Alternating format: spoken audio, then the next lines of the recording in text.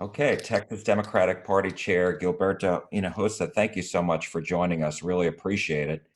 So Thank let you for me having me. absolutely let me ask you, how excited are you about this convention? And being virtual, how do you try to make it exciting for everybody else at home watching? Well, I mean, let's be honest. I mean,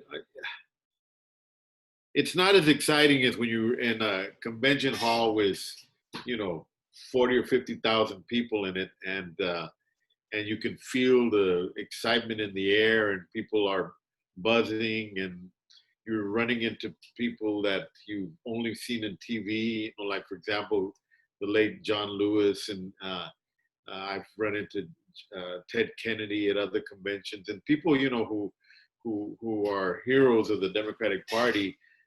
And so there's an enormous amount of excitement when you're in a large convention hall with a lot of people at a normal convention. This is going to be virtual. We're excited about it in this respect. We have a ticket. We believe the ticket is strong. The purpose of this convention is to introduce him to America as our nominee, and along with his vice presidential nominee, Kamala Harris. And we're excited about the opportunity to have America see him as our nominee because of what he stands for and who he is and what she stands for and who she is. And I think that that's extremely important because we're very confident that we have an incredibly good nominee for president and nominee for vice president. And these are individuals that will lead America after January, and bring America back to where it was, and take it on its step forward to get us past this horrible pandemic, to fix this failing economy, and to make America's place in the world what it used to be.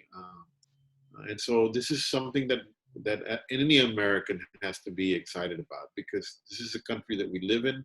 This is a world that we are going to raise our children in and our grandchildren. And it's important that things get righted. And we strongly believe that Joe Biden and Kamala Harris are up to the job to do that.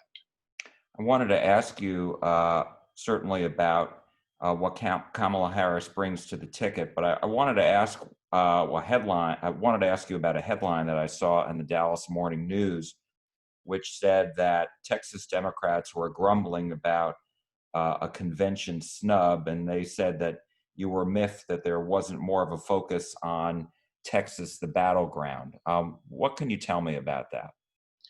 Well, look, every poll for the last 5 or 6 polls in Texas has shown Joe Biden ahead. One of them showed him tied. We have 38 electoral votes in the state of Texas.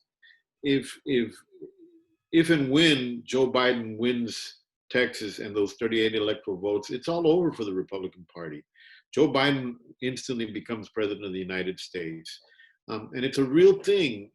And so, knowing that, we believe that it's important to recognize how important Texas is in this convention, and to have a prominent person like, one of the Castro brothers, or Beto O'Rourke, or any other great leaders that we have in this state speak at a main part of the convention, and not just be a 15-second blurb in a montage that they are offering at this time. Of course I'm miffed. Of course I'm not happy about it. But I'm sure there's a lot of other state party chairmen that are not happy about not having one of their folks headlined in this convention. And so, I just think that the Democratic Party needs to recognize that. And I understand how condensed things are, and I understand the fact that there's a lot of speakers that have to be on there. People like, that are part of the vice president's family, and the vice presidential nominee's family, as well as the speaker, and so on and so forth. But what would it matter, or it would matter a lot? Why wouldn't it be important enough to headline a Texan, and that's the problem that we've got with that. Now I understand that they've got Colin Aldridge and Victoria Navi on this, and we appreciate that. But come on, that's a minute divided up between, or a couple of minutes. I don't know how long it is between 17 people or something like that. I mean, we're we're honored by that because these are great Texans, but they could have done better. Let me ask you, Beto O'Rourke was on one of the Sunday shows locally, and he had said that the DNC doesn't get how important Texas is. Do you agree with that? No, I don't wouldn't agree with that. I've had long conversations with Chairman Tom Pettis, and the DNC has prioritized Texas from the very beginning. Moved enormous amount of resources into Texas like we've never had it.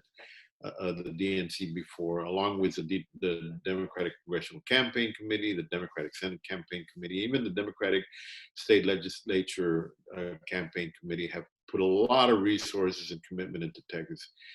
The decision on who the speakers are really comes from Biden world. It does not come from the DNC itself. And so this is not, I'm not saying that this is on the DNC. And I don't believe that's what Beto O'Rourke meant. So you don't think that the decision not to feature one of the Texas Democrats prominently has any influence or has any bearing on the campaign's confidence in Texas? No, I do not. I just believe that whoever has put together this convention had a vision on what they wanted to put together, and that vision required them to put certain people that were going to be headlined throughout the 4 days of the convention, and there was those people were have to persons to be in the convention lineup, and when they put this all together for some reason based upon their vision of what they wanted America to see, they neglected to put someone prominent from Texas, whether that was an omission or intentional. It happened that way, and because it happened that way, it has affected us, and people are not happy in this state. I'm not speaking for Gilberto Hinojosa. I'm speaking for Texas Democrats. I get on a daily basis probably 10 or 15 emails from Texans all over the Texans who are Democrats all over the state of Texas complaining about this. People are very much upset about this, and it lands on me as the chairman of the Texas Democratic Party to say something about it. So I think that's where we're coming from. Look, we have a great ticket. We've got a great election that we're undertaking. We're happy with that. This is an issue that I really don't want to spend a lot of time on. It's happened. They've made a decision. We'll move forward. We love our nominees, and we're going to fight like the dog to get them elected. And I wanted to ask you, what do you think Kamala Harris brings to the Biden ticket?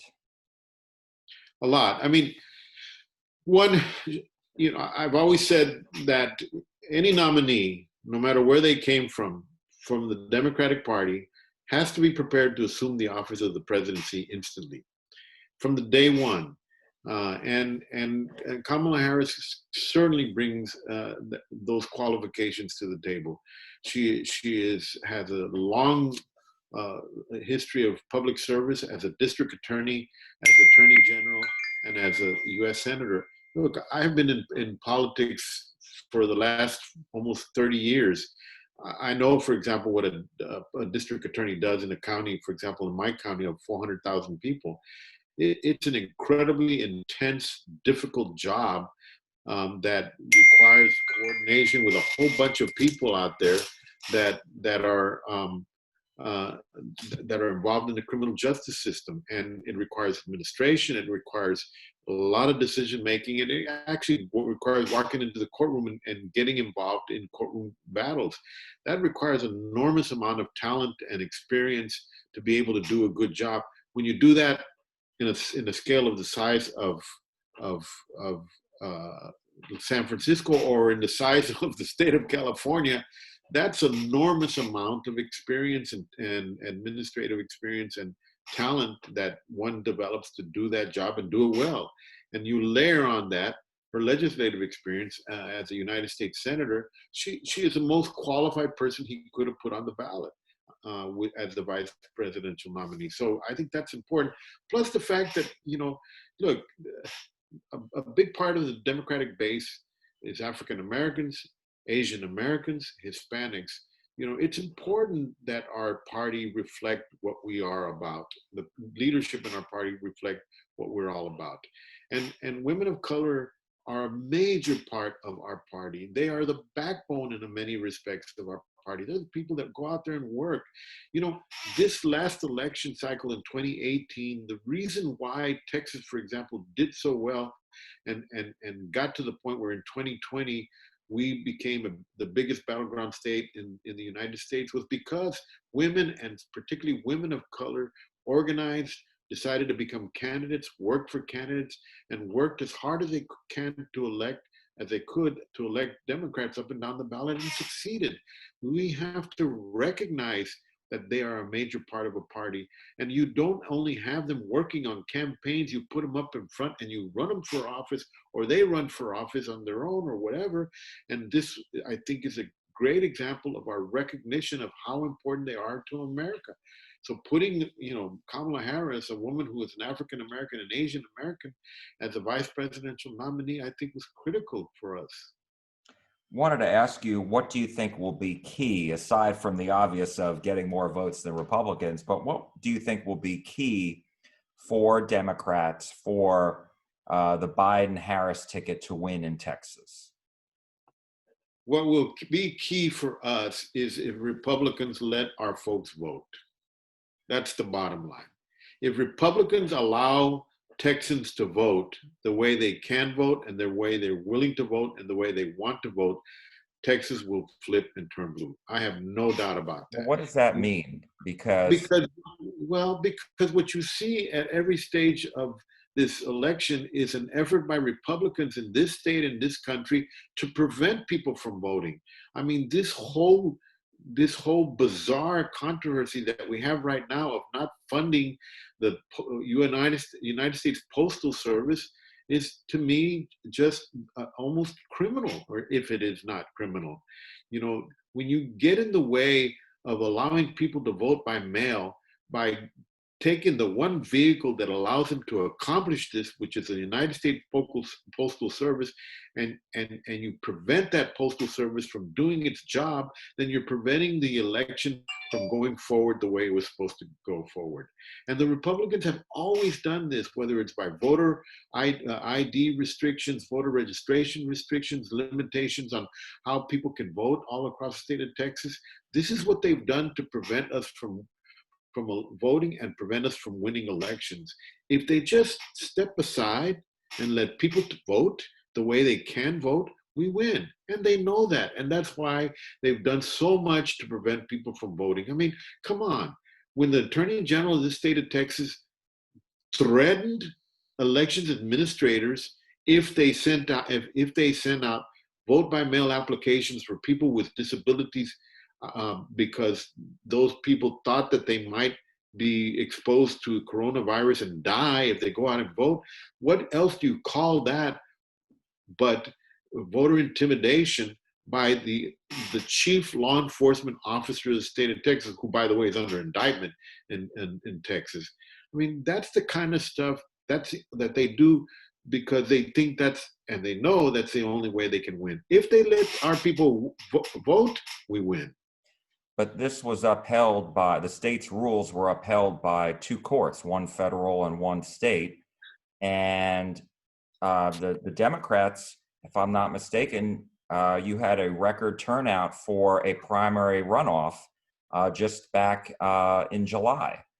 So this was upheld by nine Republican Supreme Court justices, Texas Supreme Court justices, who conducted their hearing by Zoom because they weren't willing to get near the attorneys that were going to make the oral argument. Come on. I mean, what that it reaches the highest level of hypocrisy that you can imagine. If you cannot, I used to be a court of appeals judge. When I sit in front of lawyers making the argument to me in a case, they are 20 feet away from me. There is no way they're going to expose me to coronavirus. And so if I'm so scared that I'm not willing to have them even 20 feet in front of me, why shouldn't I be concerned about a person who's going to vote that's going to have people between 8 or 9 or 10 feet away from them standing in long lines while they go out and vote? They did that. They voted this way, those 9 justices on the Texas Supreme Court, because they knew that if people voted by mail in this state, the 4 that are up for re-election would lose.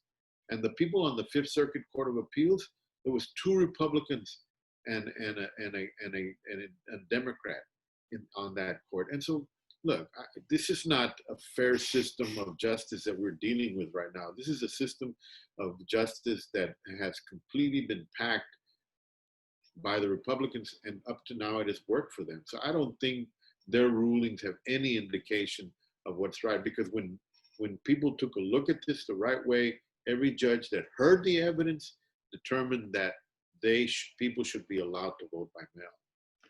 Really appreciate all of your time. I did have one more question, Chair, and that is just about how you envision Senate candidate MJ Hager winning in November. Again, if people are allowed to vote, I think she's going to win. Look, John Cornyn, well, elections are based upon the popularity of each candidate and the unpopularity of each candidate. In this situation, we have an incumbent United States senator who is polling in terms of approval rating around 35%, the lowest of any incumbent Republican in the whole United States. And this Republican U.S. senator has already taken some bizarre positions on vote by mail, on this coronavirus relief bill that's pending. I mean, he's not been willing to allow Texans to get the money they need to be able to survive. People are watching this. People know this. People understand this. On the other hand, we've got a Democratic nominee, a woman who was a hero, and got shot down and wounded in the Middle East while she served there. She's been fighting for women against the federal government that discriminates against them. And her ideas are ideas that are in sync with what working families in the state believe in. And so I think that when people see this contrast between these 2 individuals, one who is just spending his time and whatever his daddy Donald Trump tells him what to do, he does, and the other one who is a fighter, I think they're clearly going to see that what they prefer to have in their back working for them in Washington, D.C. is the fighter, MJ Hagar. Well, Texas Democratic Party Chair Gilberto Hinojosa, thank you so much for joining us today. Really appreciate it, especially on the first day. I know you got a busy day ahead. Thank you. Good to see you. All right, good to see you. Take care now.